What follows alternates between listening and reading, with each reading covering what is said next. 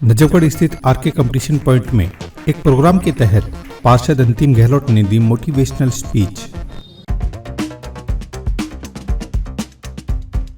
और सबसे पहली बात तो मैं बधाई देना चाहती हूँ भैया को कि आज मुझे इस प्रोग्राम का हिस्सा बनने का मौका दिया।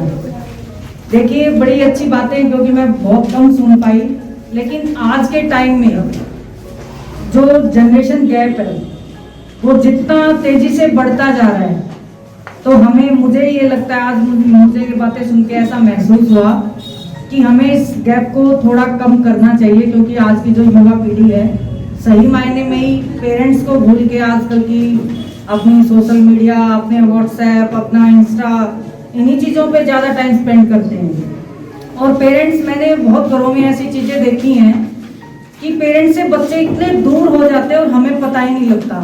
धीरे धीरे ये मोबाइल ऐसा एक बीमारी आ गई हम सबके बीच में कि इसने सभी बच्चों को ना पेरेंट्स से कुछ कुछ दूरियां बनानी शुरू कर देते हैं बच्चे, कि उस मोबाइल में उनको सारी चीज़ें मिल जाती हैं, ऐसे ऐसे ऐप डाउनलोड कर लेते हैं वो, तो वो उसी के साथ अपना टाइम स्पेंड करना ज़्यादा ज़रूरी मानते हैं।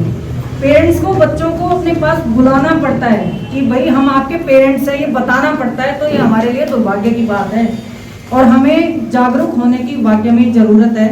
अपने बच्चों को अच्छे संस्कार देने की ज़रूरत है, अपने बच्चों को अच्छी शिक्षा देने की ज़रूरत है, और मुझे लगता है कि इससे अच्छा माध्यम कोई हो ही नहीं सकता।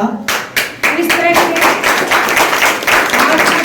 कार्यक्रम है, ऐसे अवेयरनेस प्रोग्राम, मुझे तो लगता है भैया आप हर कॉलोनी वाइज या हर एरिया वाइज रखने चाहिए। हम बिल्कुल आपका दिल से समर्थन करते हैं इस बात का, क्योंकि आज की जो हमारी युवा पीढ़ी है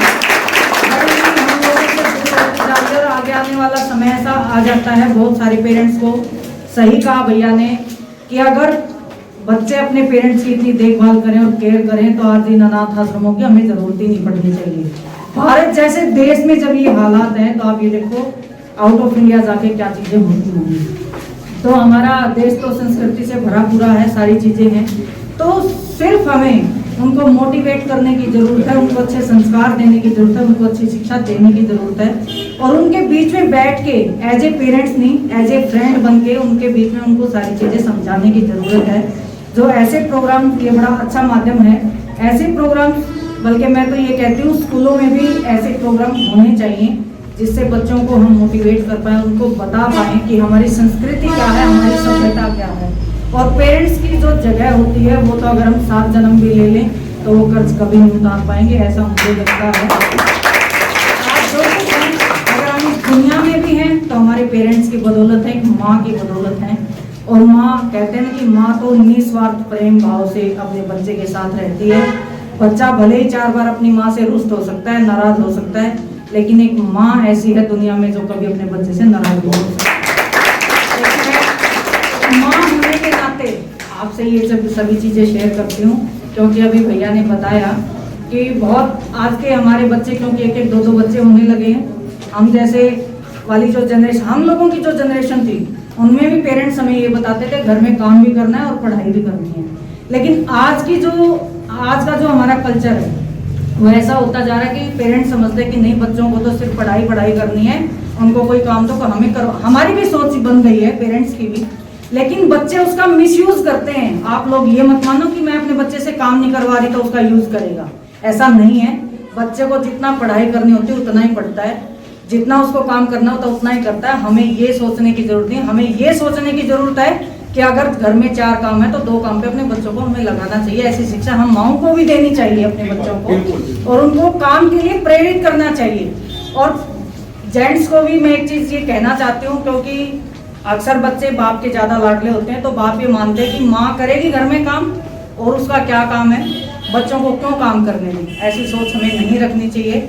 बच्चों को बराबर हर चीज़ में, घर की परिस्थिति से कैसी भी हो, हमें उसी परिस्थिति में बच्चे को ढालना चाहिए अपने साथ, कि बेटा हमारे घर में ये अच्छी चीज़ है और ये गलत हो रही है, ये अच्छी नहीं है। तो ये सारी चीज़ें हमें, मुझे लगता है कि बच्चों को हमें सारी चीज़ें एक साथ बता के चलनी चाहिए, तो बच्चा उसके लिए प्रिपेयर हो जाता है। पेरेंट्स कितना तंग होता है, पेरेंट्स अपनी एक खुशी को त्याग देता है अपने बच्चों के ऊपर।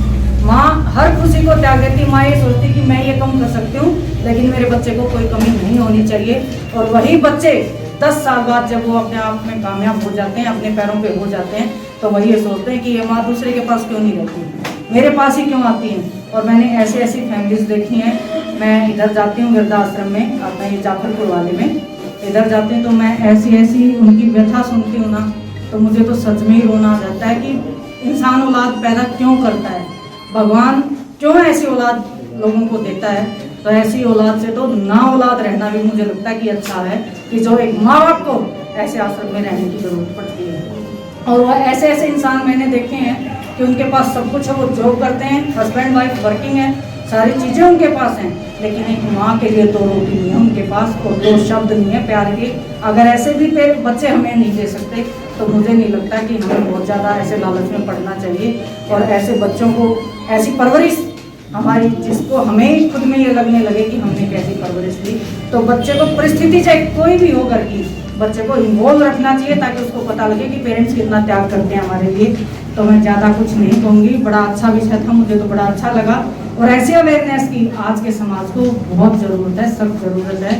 तो ऐसे हम सबको मिलके आगे बढ़ कर के इस चीज़ के लिए आगे आना चाहिए। मेरी बहनें भी बैठी हुई हैं और हम सबको अपने बच्चों को ऐसे संस्कार देने चाहिए कि उनको कम से कम हमारी परवरिश पे की तो कदर हो, और हमारी इतनी तो कदर हो कि वो हमसे प्यार से बात कर सकें। और आप सभी का बहुत बहुत धन्यवाद करती हूँ। आप सबने मेरे को सुना, आपने मुझे इतना प्यार और आशीर्वाद दिया। आप सभी का बहुत बहुत हृदय की गहराइयों से धन्यवाद करती हूँ। जय हिंद, जय भारत। मिस छोटी को लेकर मैं एक बात आप सभी से कहना चाहूंगा। महत्वपूर्ण ये नहीं कि हम कौन हैं, महत्वपूर्ण ये है कि हम आपके कितने काम के हैं। न्यूज़ 43 चैनल को अब भी सब्सक्राइब करें